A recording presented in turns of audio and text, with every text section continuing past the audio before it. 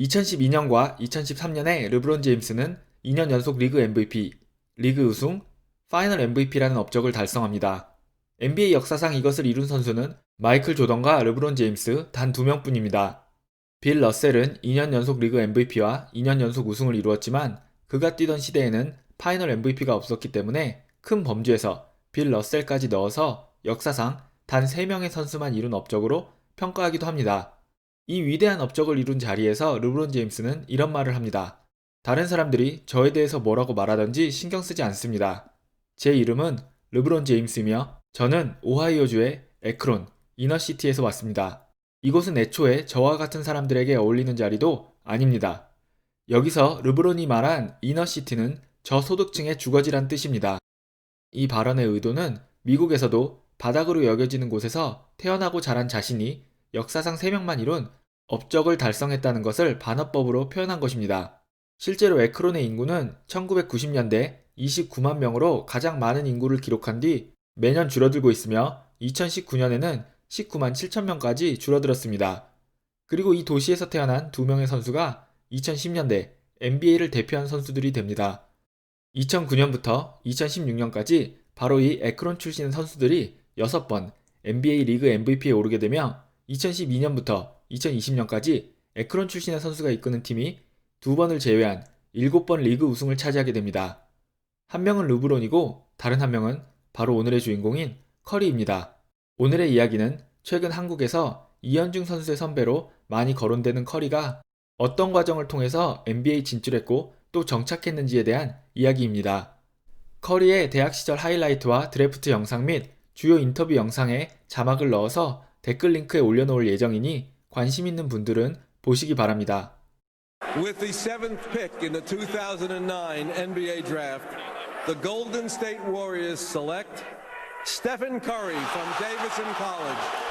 에크론에서 태어나 성장한 르브론과 달리 커리는 에크론에서 태어났지만 같은 해에 아버지 델 커리가 샬럿으로 팀을 옮기게 되면서 샬럿에 정착하게 됩니다. 커리의 경우 본격적으로 농구를 시작한 11세 무렵에 토론토로 이적한 아버지를 따라서 토론토 근처 이토비코에 위치한 학교로 전학을 갔다는 것입니다.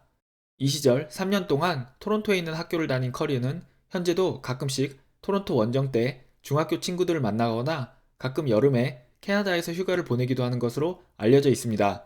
물론 그의 아내가 토론토 출신이기 때문에 부인의 친척과 지인들이 토론토에 많다는 것 또한 그 이유 중 하나일 것입니다. 부부가 비슷한 시기에 비슷한 지역에 위치한 학교를 다녔다는 이유로 두 사람이 토론토에서 처음 만난 걸로 많이 알려져 있지만 토론토에 있던 시기에 둘은 서로 모르는 사이였으며 비슷한 시기에 샬럿으로 이사를 오게 되고 샬럿으로 이사를 온 뒤 1년 뒤 한 교회에서 서로 만났다고 합니다. 토론토와 온타리오의 농구리그를 초토화시킨 커리는 샬럿으로 이사를 온 뒤 노스캐롤라이나주의 퍼스트팀에 뽑히게 되고 팀을 3년 연속 컨퍼런스 1위에 올리며 주 대회에 진출시킵니다. 하지만 대학 진출 시기가 다가오게 되어도 그에게 관심을 보이는 대학이 없었습니다. 커리는 샬럿 지역에서 유명한 듀크나 노스캐롤라이나 대학의 시합을 보는 것을 좋아했지만 상위권 대학들의 코치들은 커리의 존재도 제대로 몰랐습니다. 그리고 커리의 시합을 본 다른 대학의 코치들은 그의 신체 사이즈를 보고서는 그를 그냥 지나쳤습니다. 많은 분들에게 알려진 대로 커리는 아버지가 다녔던 버지니아 테크에 진학하고 싶어 했습니다. 하지만 버지니아 테크는 커리에게 워크온을 제안합니다. 이는 대학에서 커리에게 장학금을 줄 수 없다. 하지만 본인이 입학하고 싶다면 와도 된다. 라고 한 것이나 마찬가지입니다. 여기에 커리는 마음이 상하고 샬럿에서 가까운 데이비슨 대학에 진학하기로 결정합니다. 커리를 영입한 밥 맥킬럿 감독에 따르면 그는 커리가 샬럿으로 온 뒤 계속 커리를 주목해왔다고 합니다. 하지만 그는 커리의 신체 조건을 봤을 때 커리가 프로로 전향했을 때 농구보다는 골프나 야구를 선택할 것이라고 생각했지만 커리가 농구를 선택하겠다고 하자 그의 영입을 결정했다고 밝혔습니다. 저는 이 결정 덕분에 우리가 지금의 커리를 볼 수 있게 되었다고 생각합니다. 밥 맥킬럿 감독은 신입생인 커리에게 마음껏 3점을 쏘게 했으며 커리는 평균 21.5점과 122개의 3점 성공으로 화답합니다. 커리의 활약으로 데이비슨 대학은 컨퍼런스 우승과 함께 2년 연속 NCAA 토너먼트에 진출하지만 1라운드에서 4번 시드인 메릴랜드 대학에게 82대 70으로 패배에 탈락합니다. 이 시합에서 커리는 3점슛 5개를 포함해서 30득점을 득점하는 활약을 했지만 주목을 받는 데는 실패합니다. 커리는 토너먼트 시합을 1시합만 뛰었고 대부분의 기록들이 나온 시합은 중하위 컨퍼런스로 여겨지던 서던 컨퍼런스 팀을 상대로 나온 것이라는 점이었습니다. NCAA 디비전 1에는 총 350개의 학교가 있기 때문에 모든 대학들이 시합을 한다는 것은 불가능합니다. 그렇기 때문에 컨퍼런스와 티어 시스템이 존재하며 이 차이를 Strength of Schedule 혹은 SOS라고 불리는 지표를 통해서 나타냅니다. 이 SOS는 높을수록 팀이 상대한 팀들이 강했다는 것을 의미합니다. 2007년 데이비슨 대학의 SOS는 마이너스 2.26이며 이해 대학 농구 우승팀인 플로리다 대학의 SOS는 7.34였습니다. TMI를 드리면 A10 컨퍼런스로 옮긴 이현중 선수의 데이비슨 대학이 이번 시즌 SOS가 3.43이며 2021 드래프트 전체 1번이 유력한 제일런 석스가 뛰는 곤자가 대학의 SOS는 17.51입니다. 이 SOS 차이를 극복하고 주목받고 인정받을 수 있는 방법은 직접 맞대결을 통한 증명뿐입니다. 그리고 커리 또한 이 부분에 주목합니다. 이미 대학 농구에 적응을 마친 커리는 25.9점의 평균 득점과 162개의 3점슛을 성공시키면서 2년 연속 팀의 컨퍼런스 우승을 돕고 컨퍼런스 MVP에 선정된 뒤 2년 연속으로 NCAA 토너먼트 진출에 성공합니다. 데이비슨 대학의 SOS 또한 1.66으로 상향 조정되면서 지난 시즌보다 3.92가 더 높아집니다. 2008년 NCAA 토너먼트 1라운드에서 커리는 곤자가 대학을 상대로 3점슛 10개 중 8개를 넣으면서 성공률 80%를 기록하고 40득점을 하며 팀의 82대 76 승리를 돕습니다. 하지만 여전히 커리는 스카우터와 팬들의 관심 밖에 있었고 2라운드에서 드디어 그렇게 기다리던 우승 후보와의 만남이 성사됩니다. 1984년에 NCAA를 우승했으며 패트릭 유잉, 알론조 모닝, 그리고 알렌 아이버슨을 배출한 조지타운 대학과 만난 것입니다. 2008년 조지타운 대학은 가장 힘든 컨퍼런스 중 하나인 빅 이스트 컨퍼런스를 우승하고 SOS 7.23을 받으면서 토너먼트에서 2번 시드를 받은 우승 후보 중 하나였습니다. 이 시합에서 커리는 30득점을 하며 데이비슨 대학이 2번 시드 조지타운 대학을 격침시키는데 앞장섰습니다. 그리고 드디어 커리의 이름이 전국에 알려지게 되었습니다. 이 시점부터 커리는 급속도로 유명세를 타게 됩니다.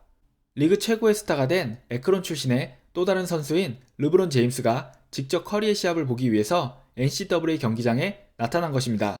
르브론의 등장으로 관심이 더욱더 집중된 이 시합에서 커리는 6개의 3점슛을 성공시키며 33득점을 해 데이비슨 대학이 2번 시드 조지타운에 이어서 3번 시드 위스콘신 대학을 물리치는데 가장 큰 활약을 합니다.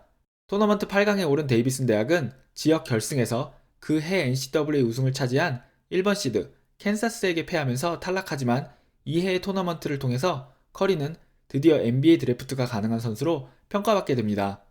그리고 토너먼트에서 탈락한 뒤 르브론의 초대를 받아서 클리블랜드와 샬럿의 NBA 시합을 관전하게 되며 이를 통해서 NBA 팬들도 본격적으로 커리의 존재에 대해서 알게 됩니다.